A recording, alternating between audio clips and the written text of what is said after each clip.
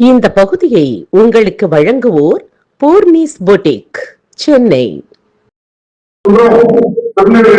நமது கட்சியினுடைய துணை பொதுச் செயலாளர் அறுவை சகோதரர் தமிழ் வீரன் அவர்களுடைய தலைமையிலே நம்முடைய கோரிக்கைகளை இந்த அரசாங்கம் செவிமடுக்க வேண்டும் என்ற அடிப்படையிலே ஒரு மாநிலம் தேர்தலை நடத்தி கொண்டிருக்கிறார். அதே போன்றே தென்காசி மாவட்டத்திலே சங்கரன் கோயில் அருகில் நெற்கட்டால் சர்வைவல் பாளையத்திலே நமது கட்சியின் தென்மண்டல செயலாளர் அறுவை சகோதரி தெய்வாலயம் அவர்களுடைய தலைமையிலே ஒரு மாநிலம் தேர்தலை நடத்தி கொண்டிருக்கிறார்கள். ஏன் இன்றைக்கு அங்கங்கே இந்த நிகழ்ச்சிகளை நாம் கையில் எடுத்து வந்துள்ளோம் என்பதையெல்லாம் நாம் சிந்தித்து பார்க்க வேண்டும். அருமை உறவுகளே, இன்றைக்கு மேற்கு மாநிலத்திலே மிக அடர்த்தியாக வாழ்ந்து கொண்டிருக்கின்ற அருந்ததிய சமூகம் மிகவும் பின்தங்கிய நிலையிலே, பொருளாதாரத்திலே, கல்வியிலே, வேலை வாய்ப்பிலே சிறிதும் முன்னேற்றம் இல்லாத ஒரு சூழலிலே வாழ்ந்து கொண்டிருக்கிறார்கள். இன்றைக்கு தென் மாவட்டங்களிலே இதை போன்ற பள்ளம் சமூகம் மிக அடர்த்தியாக இருந்து கொண்டிருக்கிறார்கள். அவர்களுக்கும் உரிய அரசியல் அங்கீகாரம் இல்லாத சூழ்நிலை இருந்து கொண்டிருக்கிறது. நமது அண்ணன்மார்கள், பெரிய தலைவர்கள் எல்லாம் இதை பற்றிய சிந்தனை இல்லாமல், இதை பற்றிய கேள்விகள் எங்கும் கேட்காமல், ஏதோ நாங்களும் அமைப்பை வைத்திருக்கின்றோம் என்ற அளவிலே நடத்தி கொண்டிருந்தார்கள். அவர்களிடத்திலெல்லாம் நாம் அடிக்கடி பேசும் பொழுது நம்முடைய அரசியல் அங்கீகாரம் எந்த அடிப்படையிலே கீழ்வரும் இருக்கிறது, அதை நாம் எப்படி சீர் செய்வது என்பதையெல்லாம் எடுத்து கூறிக் கொண்டிருக்கின்றோம். அந்த அடிப்படையிலே நமது சகோதரர் கிருஷ்ணசாமி அவர்கள் கூட கடந்த மாதத்திலே நம்முடைய கருத்திலே ஒட்டு தமிழ் சொல்வது சரியாக இருக்கிறது, நாம் இனிமேல் இதை பற்றி சிந்தித்துக் கொண்டிருப்பதை காட்டிலும் செயல்பட வேண்டும் என்று அறிவித்தார்கள். தாக்கோ வங்கி வேண்டும் பட்டியலிடத்திலே இருக்கக்கூடிய தொழில் முனைவோர்கள் சில லட்சங்களிலிருந்து கோடி வரை தொழில் முனைவோர்களாக ஏதாவது ஒரு தொழிலை செய்து மேலே வரலாம் என்ற சட்டம் இருக்கிறது. அதற்குரிய விதிகளை ஒதுக்குகிறார்கள். ஆனால் அப்படிப்பட்ட தொழில் முனைவோர்களாக பட்டியலிடத்தில் யாரும் வர முடியவில்லை. காரணம், தாக்கோ மூலமாக கடன் கொடுப்பதற்கு, மானிய கடன் கொடுப்பதற்கு உத்தரவை இட்டிருந்தாலும் கூட அவர்கள் சார்ந்திருக்கின்ற வங்கிகளிலே செக்யூரிட்டி வேண்டும், உங்களிடத்திலே அந்த செக்யூரிட்டி கிடையாது, ஆகவே நீங்கள் அதற்கு தகுதியான நபர் இல்லை என்று அந்தந்த வங்கிகள் நிராகரித்து விடுகின்றன. ஆக கடன் பெற்று ஒரு தொழிலை செய்து முன்னேறுகின்ற ஒரு சூழல் பட்டியலிடத்திலே இல்லை. ஆகவே இதை நாம் சுட்டிக்காட்டி சிறப்பு உட்கூர் திட்ட நிதிகள் மத்திய அரசால் வழங்கப்படுகின்ற அந்த நிதியை கொண்டு தாக்கோ வங்கி அமைக்க வேண்டும் என்று 5 ஆண்டுகளுக்கு முன்னால் நாம் இந்த திட்டத்தை அனைவருக்கும் எடுத்துச் சென்றோம். அதை அண்ணன் திருமாவளவன் கேள்விப்பட்டுவிட்டு சிரித்தார்கள். தம்பி, நன்றாக நகைச்சுவை செய்து கொண்டிருக்கிறீர்கள், இதெல்லாம் நடக்கக்கூடிய ஒன்றா என்று அன்றைக்கு சிரித்தார். ஆனால் இன்றைக்கு நமது அந்த கருத்தானது, கோரிக்கையானது மிக மிக வலுவடைந்து அனைத்து தலித் சமூகத்தை சார்ந்த தலைவர்களும் அந்த கோரிக்கையை வலுப்படுத்தி இன்றைக்கு பேசிக் கொண்டிருக்கிறார்கள். குறிப்பாக அண்ணன் திருமாவளவன் கூட சென்ற மாதத்திலே இந்த கருத்தை வலியுறுத்தி தமிழக அரசுக்கு கோரிக்கை வைத்திருக்கின்றார். அதே போன்றே ஒரு அதிகாரம் என்பது ஓரிடத்திலே குழுந்து நிற்கின்ற பொழுது அனைத்து சமூகமும் ஒரு சமநிலைக்கு வந்துவிட முடியாது. ஆனா அந்த அதிகாரம் அனைவருக்கும் பரிந்துரைக்கப்பட வேண்டும் என்ற அடிப்படையில் வட மாவட்டங்களிலே இருக்கக்கூடிய அதிகாரம் என்பது தென் மாவட்டங்களிலே கிடையாது. வட மாவட்டங்களிலே இருக்கக்கூடிய அதிகாரத்தை போன்று மேற்கு மாவட்டங்களிலே கிடையாது. ஆக மேற்கு மாவட்டத்திற்குரிய பட்டியலினத்தை சார்ந்த அறிஞர்களும் தெற்கு மாவட்டத்தை சார்ந்த பல்லர் சமூகத்தினரும் அரசியல் பிரதிநிதித்துவம் இன்றி அங்கீகாரம் இன்றி இன்றைக்கு தன்னுடைய சிக்கல்களுக்கு தன்னுடைய வளர்ச்சிக்கு என்ன தேவை என்பதை சொல்ல முடியாத அளவுக்கு தவிர்த்துக் கொண்டிருப்பதுதான் நிதர்சனமான உண்மையாக இருக்கிறது. ஆக இதை போக்குவதற்கு நாம் மிகப்பெரிய ஒரு இயக்கம் எடுத்து அனைத்து சகோதரர்களும் ஓரணியில் திறந்து நமக்குரிய அங்கீகாரத்தை பெற வேண்டும் என்பதுதான் நமது நோக்கம். அந்த அடிப்படையில் கிட்டத்தட்ட 1,00,000க்கும் மேற்பட்ட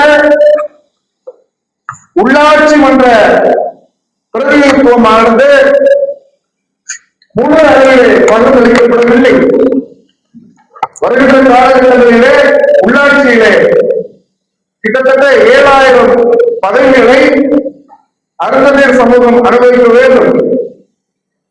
இதுவரை கிட்டத்தட்ட 3 கணக்கான பேர் மட்டும்தான் வந்து கொண்டிருக்கிறார்கள் என்பதை நாம் அனைவரும் சிந்திக்க வேண்டும்.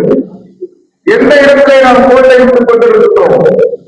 இன்றைக்கு சிறு நேரத்துக்கு முன்பாக அருமை சகோதரர் பன்னீர்செல்வம் சொன்னதை போல நிலமற்ற கூலிகளாக வீடற்ற கூலிகளாக இன்றைக்கும் அது இல்லை இது இல்லை, கழிப்பிடம் இல்லை, சாலை இல்லை, தண்ணீர் இல்லை, மின்சாரம் இல்லை, இருட்டிலே வாழ்கின்றோம் என்ற அத்துணை அடிப்படை பிரச்சனைகளில் இருந்தும் நம்மை தற்காத்துக் கொள்வதற்கு அதிலிருந்து நாம் வீழ்வதற்கு எந்த அடிப்படையில் நாம் போராடி கொண்டிருக்கிறோம் என்பதை சிந்திக்க வேண்டும். காலையிலே எழுந்தோம், வேலைக்கு சென்றோம், மதியம் உணவுண்டோம், இரவு உணவுண்டோம், நன்றாக உறங்கினோம், மீண்டும் காலையில் இருந்தோம், யாரோ சொல்லுகின்ற யாருக்காகவோ செய்கின்ற அந்த வேலையை கருத்தில் கொண்டு ஓடிக்கொண்டே இருக்கின்றோம். ஆனால் ஒரு அரசாங்கம் என்பது ஒட்டுமொத்த சமூகத்திற்கும் ஒட்டுமொத்த மக்களுக்குமானது. இன்றைக்கு பட்ஜெட் கூட்டத்தொடர் நடந்து கொண்டிருக்கிறது. பல லட்சம் கோடிகளை பட்ஜெட்டிலே ஒதுக்கி ஒவ்வொரு துறைக்கும் இன்னென்ன பணிகள் இருக்கிறது, இன்னென்ன பணிகளை செய்து தமிழ்நாட்டு மக்களுக்கு நலனை கொடுக்க வேண்டும், இந்த மக்கள் முன்னேற வேண்டும் என்ற திட்டம் தீட்டிக் கொண்டிருக்கிறார்கள். அந்த வகையிலே இன்றைக்கு பின்தங்கி இருக்கக்கூடிய இந்த சமூகங்கள் மேலே வளர்வதற்கு நமக்கான திட்டத்தை தீட்டுவதற்கு யார் இருக்கிறார் என்ற கேள்வியை நாம் கேட்டுக் கொள்ள வேண்டும். இன்றைக்கும் சிலர் என்ன நினைத்துக் கொண்டிருக்கின்றோம், நமக்கு கையளவு நிலம் கிடைத்தால் போதும், அதிலே நாம் ஒரு வீடு கட்டி குடியிருந்தால் போதும், ஏதோ வேலைக்கு செல்கின்றோம், வயிறார உண்டு கொள்வோம், முடிந்தது நம்முடைய வாழ்க்கை. அதாவது வெந்ததை தின்போம், விதி வந்தால் சாவோம் என்ற அடிப்படையிலே நாம் பயணித்துக் கொண்டிருக்கிறோம். அருமை உறவுகளே, இன்றைக்கு உழவர்களுக்கு விவசாயிகளுக்கு என்று பல்வேறு சலுகைகளை அறிவித்தார்கள். 1,00,000 ரூபாய் கடன் வாங்கியிருந்தால் அதில் 50,000 ரூபாய் தள்ளுபடி என்று அறிவித்தது அரசு. ஆனால் விவசாயிகள் அதை ஏற்காமல் இன்று வரைக்கும் போராடி கொண்டிருக்கிறார்கள். பல விவசாயிகள் ஆயிரக்கணக்கிலே நிலம் வைத்திருக்கிறார்கள், ஆயிரக்கணக்கான ஏக்கர் நிலம் வைத்திருக்கிறார்கள். அவர்கள் வீதியில் இறங்கி போராடி கொண்டிருக்கிறார்கள். ஆனால் நம்மிடத்திலே அப்படியான நிலை இருக்கிறதா? யார் உண்மையான விவசாயி? நம்முடைய சொந்தங்கள் பந்தங்கள் அனைவரும் ஆதிக்க சாதி வைத்திருக்கின்ற அத்தனை நிலங்களிலும் விவசாய கூலிகளாக வேலை செய்து கொண்டிருக்கின்றோம். நமக்கு ஏது மானியம் இருக்கிறதா? ஏதாவது மானியம் இருக்கிறதா? விவசாய கூலிகளை மேலேற்றுவதற்கு ஏதாவது இந்த அரசு திட்டம் வைத்திருக்கிறதா? இதையெல்லாம் யார் கேட்பது? ஏதோ நாம் இருக்கின்றோம் என்ற அளவிலே அவர்களும் பார்த்துக் கொண்டிருக்கிறார்கள். அழுத பிள்ளைதான் பால் குடிக்கும், அழுத பிள்ளைதான் பால் குடிக்கும், மற்ற பிள்ளைகள் பால் கிடைக்காது அவர்களுக்கு. ஆக நாம் நம்முடைய போராட்டத்தை வலுப்படுத்த வேண்டும். ஏன் இந்த நாளிலே இதை நான் சொல்லுகின்றேன் என்று சொன்னால், மாமன்னர் ஒண்டிவீரன் அவர்கள் 1771 தென்மலை போரிலே இறக்கின்றார். அதற்கு முன்னதாக கிட்டத்தட்ட 7 ஆண்டுகள் 11 முறை ஆங்கிலேயரோடு நேருக்கு நேராக போரிடுகிறார். எதற்காக? நம் மண்ணை காப்பதற்காக, நம் மண்ணை அந்நிய நேரத்தில் விட்டுவிடக் கூடாது என்பதற்காக ரத்தம் சிந்தி விடிய விடிய எங்கேயோ ஒருவருக்கு கூட தனியொருவராக தாக்குதல் நடத்தி ஆங்கிலேயரை புறமுதுவிட்டு ஓடச் செய்தவர் மாமன்னர் ஒண்டிவீரன் அவர்கள். அவருடைய வீரம் தெரிந்த போரானது 7 ஆண்டுகள் அவருடைய எல்லை பகுதிக்குள்ளேயே வரவிடாமல் ஆங்கிலேயரை தடுத்தது. அப்படிப்பட்ட வீரம் செறிந்த அந்த மன்னனின் பரம்பரை நாம் எப்படி இருக்கிறோம் இன்றைக்கு சிந்தித்து பாருங்கள். நம்முடைய போராட்டம், நம் முப்பாட்டினுடைய போராட்டம் இன்றைக்கு எங்கே சென்றது? நம்மை பற்றி யாரும் கவலைப்படுவதாக இல்லை. எந்த அரசியல்வாதியும் கவலைப்பட மாட்டார்கள். இன்றைக்கும் 14 தொகுதிகள் மேற்கு மண்டலத்திலே அருந்ததியர் சமூகத்துக்கு வழங்கப்பட்டிருக்க வேண்டும். நாம் 5 ஆண்டுகளாக தொடர்ந்து குரல் கொடுத்துக் கொண்டிருக்கிறோம், முழங்கிக் கொண்டிருக்கிறோம், போராடி கொண்டிருக்கிறோம். எத்தனையோ பேரணிகள், எத்தனையோ பொதுக்கூட்டங்கள், எத்தனையோ கருத்தரங்குகள், எத்தனையோ மாநாடுகள் நடத்திவிட்டோம்.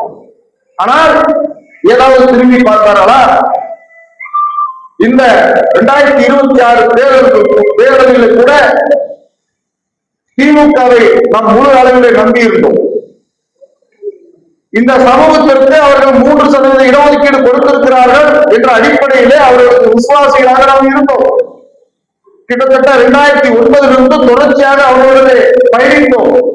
என்ன பயன்? இந்த தேர்தலிலே 3 தொகுதிகள் மட்டுமே அந்த சமூகத்துக்கு வழங்கினார்கள். 14 தொகுதிகள் இங்கே, 3 தொகுதிகள் இங்கே. சிந்தித்து பார்க்க வேண்டும். எங்கிருக்கிறது பிரச்சனை? அவர்களிடத்தில் இல்லை, நம்மிடத்தில் இருக்கிறது. நாம் என்ன செய்து கொண்டிருக்கிறோம்? இன்றைக்கு பொழுது விடிந்து முடிந்தால் முடிந்து போச்சு. நம்முடைய தேவை என்னவென்று பெரிதாக திட்டம் இல்லை. நம்முடைய இலக்கு இதுதான் என்று நிர்ணயித்து செல்லுகின்ற அந்த எண்ணம் இல்லை. போராடுகின்ற எண்ணமே இல்லாத இந்த சமூகத்தை யார் வேண்டுமானாலும் எப்படி வேண்டுமானாலும் சிரமப்படுத்தலாம். இன்றைக்கும் நடந்து கொண்டிருக்கிறதே. தென்காசியிலே 2 கொலை செய்து விட்டார்கள். இன்றைக்கு கொடைக்கானலிலே 2 கொன்றொடுத்திருக்கிறார்கள். மதுரையிலே பாலாஜியை வீடு புகுந்து ஊர் புகுந்து ஓரோட விரட்டி வெட்டி கொலை செய்திருக்கிறார்கள். திருத்தணியிலே கேரளாத் என்ற வாலிபரை கொலை செய்திருக்கிறார்கள். திருவண்ணாமலையிலே துரை என்ற வாலிபரை கொலை செய்திருக்கிறார்கள். தினமும் ஒரு கொலை நடந்து கொண்டிருக்கிறது. எதனால் இது நடக்கிறது? சிந்தித்து பாருங்கள். பின்புலத்திலே யாரும் இல்லாத ஒரு சமூகம் உதிரியாக இருக்கின்ற இளைஞர்களை வேட்டையாடுகிறது. இந்த சமூகம் அந்த இளைஞருக்கோ, அந்த இளைஞர் இந்த சமூகத்திற்கோ ஒரு பிணைப்போடு இல்லாமல் இருக்கின்றார். பல்வேறு அமைப்புகள் இன்றைக்கு இருக்கின்றன. அந்த அமைப்புடனே தொடர்பில் இல்லாமல் இருக்கின்றார். ஆக அவர் குதிரையாக இருக்கும் பொழுது வேட்டையாடுவது எளிதாக இருக்கிறது. சென்னாய் கூட்டம் நீங்கள் கேள்விப்பட்டிருப்பீர்கள். காடுகளிலே மலைகளிலே அந்த சென்னாய் கூட்டம் மிகப்பெரிய சிங்கத்தை கூட ஓட ஓட விரட்டிவிடும். காட்டுராஜா சிங்கம் என்று உள்ளதல்லவா, அதை கூட விரட்டுகின்ற அந்த ஆற்றல் ஒற்றுமைக்கு இருக்கிறது. அந்த ஒற்றுமையோடு தான் இன்றைக்கு நம்ம ஊரிலே வாழ்ந்து கொண்டிருக்கின்றோம். ஆனால் அரசியல் ரீதியாக நாம் ஒற்றுமைப்பட வேண்டும். அன்றைக்கு நமது முப்பாட்டன் மாமன்னர் ஒண்டிவீரன் பல்வேறு சமூகத்தவர்களை ஒன்றிணைத்துக் கொண்டுதான் ஆங்கிலேயர்களை எதிர்த்தார், போராடினார், வெற்றி கண்டார்.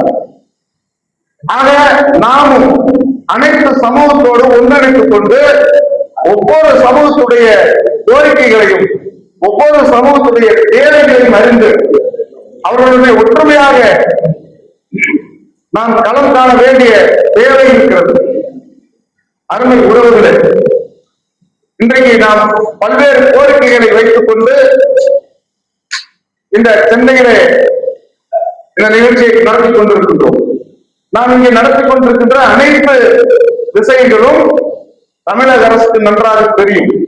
ஏனென்றால் தோழர்களுக்கு தெரியும், பல்வேறு மாவட்டங்களில் இருந்து பல்லாயிரக்கணக்கான அஞ்சல் அட்டைகளை பூர்த்தி செய்து 10 அம்ச கோரிக்கைகளை பூர்த்தி செய்து ஒவ்வொருவரும் கையொப்பமிட்டு அவருடைய முகவரியை எல்லாம் பதிந்து தமிழக முதலமைச்சருக்கு அனுப்பி கொண்டிருக்கிறார்கள். 1,00,000 அட்டை என்பது நமது இலக்காக இருந்தது. இன்றைக்கு தமிழ்நாடு அருந்ததேர் அரசியல் அதிகார உரிமை மீட்பு கூட்டமைப்பினுடைய மற்ற கட்சிகள், மற்ற அமைப்புகள் எல்லாம் இதை நாம் இன்னும் பெரிதுபடுத்த வேண்டும், விரிவுபடுத்த வேண்டும். நம்முடைய கோரிக்கைகள் தொடர்ச்சியாக தமிழக அரசினுடைய கதவை தட்டிக்கொண்டே இருக்க வேண்டும் என்ற அடிப்படையில இன்னும் பல லட்ச அட்டைகளை அனுப்புவது என்ற தீர்மானத்தை எடுத்து இன்றைக்கு சமூக நீதி கட்சியினுடைய தலைவர் தோழர் பன்னீர்செல்வம் கூட நாங்கள் 1,00,000 அட்டைகளை அனுப்புகின்ற அந்த பணியை செய்கின்றோம் என்று இப்பொழுது உறுதியளித்திருக்கின்றார். அருமை உறவுகளே, 1,00,000 அட்டை என்பது நம்முடைய கோரிக்கையை தொடர்ச்சியாக தமிழக அரசுக்கு கொண்டு செல்கின்ற அந்த பணியானது தொடர்ந்து ஒழித்துக் கொண்டே இருக்கட்டும். அது ஒரு புறம். ஆனால் நாம் இன்றைக்கு இங்கே குழுமி இருக்கின்றோம்.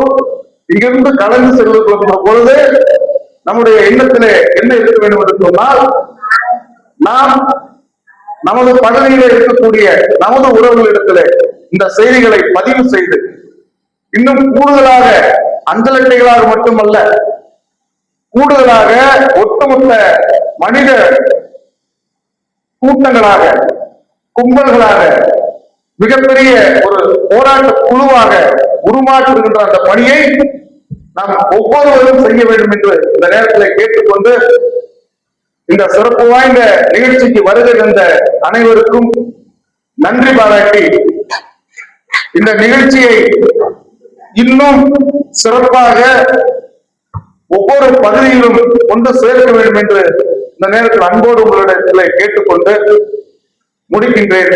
நன்றி, வணக்கம். இந்த பகுதியை உங்களுக்கு வழங்கியோர் Sai Sankara Acucare, law of attraction, Chennai Valasaravakkam. இந்த பகுதியை உங்களுக்கு வழங்கியோர் Haseena make over and Aari work, Ramanathapuram.